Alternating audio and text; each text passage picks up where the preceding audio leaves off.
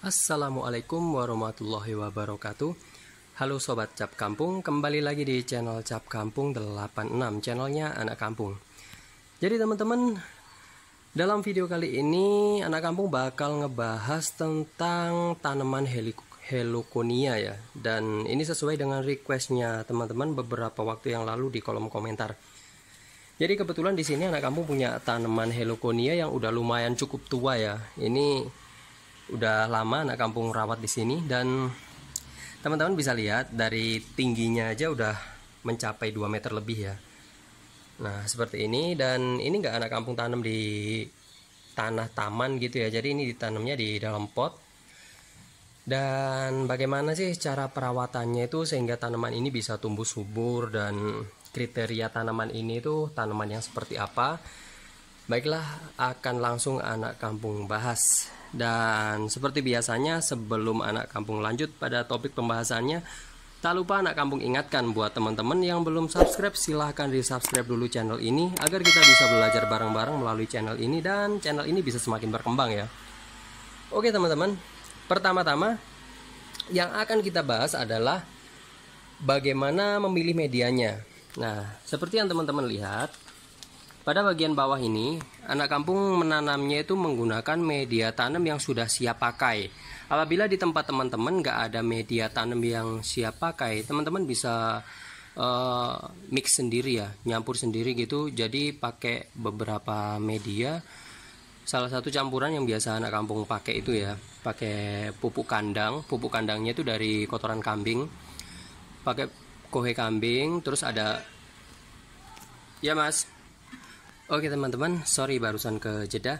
Jadi kita lanjut ya. Untuk media tanamnya teman-teman, jadi teman-teman bisa melakukan mixing sendiri ya, pencampuran sendiri, yaitu dengan beberapa komposisi. Antara lain itu yang perlu teman-teman siapkan yaitu kohe kambing, kotoran kambing itu loh ya. Jadi terserah mau yang masih bulat-bulat atau yang udah kecampur tanah, itu nggak apa-apa ya. Jadi teman-teman perlu siapkan kohe kambing, terus ada sekam yang belum dibakar ya, seperti ini teman-teman. Nah ini udah ada kue kambingnya juga, ada sekam bakarnya juga. Nah terus ada sekam yang belum dibakar juga. Nah sekam bakar itu kan sebagai ini ya, sebagai humusnya ya. Dan untuk sebagai komposnya itu biasanya Anak Kampung juga mix dengan ini loh, kokopit yang udah yang udah menjadi serbuk. Karena fungsi dari kokopit itu sendiri teman-teman, dia sangat mampu mempertahankan kadar air di dalam tanahnya ya. Jadi walaupun misalkan teman-teman itu telat nyiram gitu, nggak usah khawatir tanamannya bakal ngalamin kekeringan ya. Nah untuk humusnya sendiri, humus itu sebenarnya kalau di media tanam di dalam pot seperti ini teman-teman, selain anti hama, yang dimaksud di sini adalah hama yang ada di dalam tanah ya. Jadi selain dia itu sebagai anti hama, dia itu juga sebagai penyeimbang kadar air yang ada di dalam tanahnya itu tadi guys. Soalnya kalau kokopit tadi dia sangat mampu mengikat kadar air di dalam tanah ya, melalui dia kan kayak spons gitu ya jadinya kokopit itu.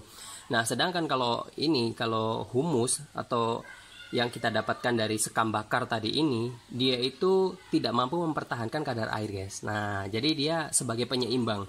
Terus kedua, kenapa kita harus menggunakan kohe kambing? Karena kohe kambing sendiri guys, itu sebagai pupuk alami ya. Nah, dan biasanya kalau teman-teman nyari kohe kambing, itu di bawah kandang kambing itu kan pasti banyak bekas-bekas daunnya yang udah kecampur jadi satu di situ ya. Nah, itu juga di sisi lain menjadi kompos alami teman-teman. Oke, untuk media tanamnya kita udah bahas secara detail ya teman-teman ya. Nah sekarang tinggal bagaimana pencampurannya, takarannya seperti apa, perbandingannya berapa banding berapa. Nah oke, Anak Kampung akan jelaskan ya. Jadi teman-teman, kalau misalkan teman-teman mau menanam di media yang seperti ini, itu pada intinya yang perlu teman-teman siapkan adalah tanahnya itu 3 bagian, tanah biasa 3 bagian, terus sekam bakarnya 1 bagian. Terus ini sekamnya yang nggak dibakar, ini ada sekam yang utuh. Cuman ini kan udah beberapa kali Anak Kampung tambahkan ya, udah agak lama. Terus kohe kambingnya itu 2 bagian. Jadi tanah 3 bagian, kohe kambing 2 bagian, sekam bakar 1 bagian, sekam yang nggak dibakar itu 1 bagian. Nah, kalau udah semua teman-teman mix aja jadi satu. Nah, dicampur jadi satu. Kalau emang misalkan buru-buru mau ditanam, ya teman-teman setelah beli dari pembibitan atau dari toko bunga, bisa langsung teman-teman tanam aja.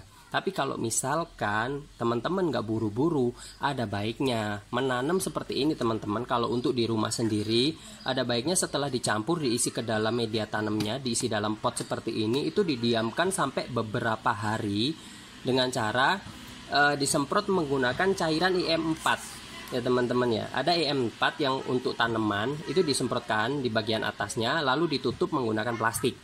Nah, seperti itu teman-teman. Jadi nanti tanahnya itu menjadi seperti terfermentasi gitu loh teman-teman. Nah, itu sangat subur untuk tanaman.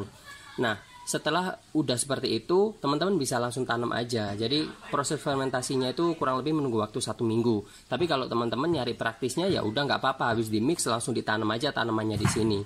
Tapi nggak lupa seperti yang anak kampung perlu ingatkan buat teman-teman yang mau nanam, itu sebelum nanam, karena biasanya kalau beli di toko bunga itu kan bagian bawahnya itu pasti ditanam menggunakan sekam ya. Nah, sekamnya itu harus teman-teman buang semua.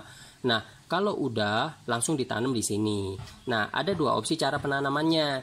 Yang pertama, kalau misalkan teman-teman pertama nanam, kalau takut tanamannya ini stres, biasanya kalau stres itu kan layu teman-teman, daunnya nanti jadi menguning seperti ini.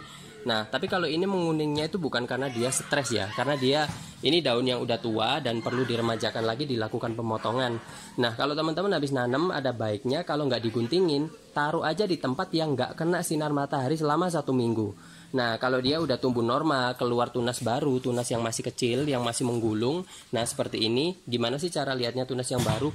Tunas yang baru itu kan seperti ini ya, tunas yang muda. Jadi warnanya juga masih muda banget, nggak hijau gelap gitu ya. Nah, kalau udah, nanti teman-teman bisa keluarkan di tempat yang sesuai teman-teman inginkan. Nah, ini sekedar saran buat teman-teman ya. Kalau tanaman ini sebenarnya dia nggak tahan di tempat yang panas, kecuali teman-teman nanamnya di taman depan rumah yang langsung nancep ke tanah taman gitu ya, itu nggak apa-apa. Tapi kalau misalkan teman-teman nanamnya di dalam pot seperti ini, itu ada baiknya ditanamnya itu di tempat yang teduh teman-teman ya. Dan untuk perawatannya sendiri teman-teman, itu cuman perlu dilakukan penyiraman aja. Penyiramannya itu nggak usah nunggu tanamannya kering, tanahnya kering. Jadi idealnya untuk tanaman yang teman-teman tanam di dalam pot itu, kalau misalkan dilihat bagian tanahnya ini masih lembab, masih ada kadar air ya, itu nggak perlu dilakukan penyiraman ya teman-teman. Karena kalau misalkan terlalu sering disiram, itu nanti bisa busuk teman-teman. Nah, oke. Selanjutnya yang perlu teman-teman lakukan adalah melakukan pemotongan pada bagian ranting-ranting yang udah tua seperti ini ya. Oke, akan langsung anak kampung praktekan. Nah, jadi hasilnya seperti ini teman-teman. Ini udah anak kampung rapikan. Jadi teman-teman bisa lihat. Nah, dan ini untuk daun yang tadi udah tua, itu harus kita pangkas ya, karena untuk mengurangi jadi biar lebih rapi. Dan tanamannya ini, karena kalau di pot kan daya serap makanannya kan juga terbatas ya. Jadi ada baiknya daun yang udah mulai menguning segera dipotong aja.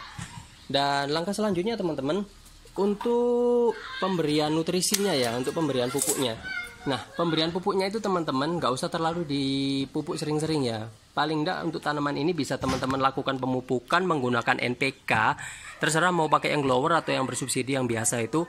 Yang pasti lakukan 2 minggu sekali aja, 1 sendok teh itu udah cukup. Dan kalau mupuk itu diratakan, jangan ditumpuk pada satu bagian gitu. Jadi diratakan di bagian pinggir-pinggirnya gitu ya. Taruh aja di sini semuanya. Nah, kalau udah lakukan penyiraman secara perlahan. Jadi jangan kalau habis dipupuk itu disiram pupuknya terus langsung habis gitu, jangan. Jadi lakukan penyiraman secara rutin sampai pupuk itu hancur dengan sendirinya, sampai beberapa hari, bisa sampai 1 minggu lebih. Nah, barangkali cukup sekian informasi yang bisa anak kampung sampaikan ya buat teman-teman yang pengen tahu cara perawatannya tanaman Heloconia. Semoga informasi yang anak kampung sampaikan ini bisa bermanfaat buat teman-teman semua, dan sampai jumpa di next video selanjutnya. Terima kasih. Wassalamualaikum.